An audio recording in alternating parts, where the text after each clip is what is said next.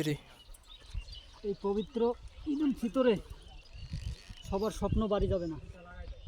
দেশের সরকার প্রজ্ঞাপন জারি করছেন, জরুরি বিভাগের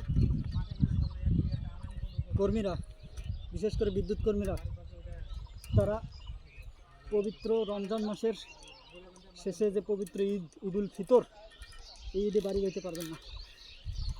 আসলে জরুরি বিভাগে চাকরি করলে একটাই কষ্ট, সবার স্বপ্ন বাড়ি যাবে কিন্তু বিদ্যুৎ কর্মীর স্বপ্ন বাড়ি যাবে না।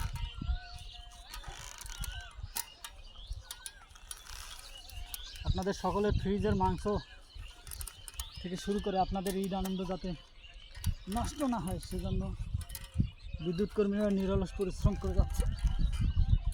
তো সকলে দোয়া করবেন।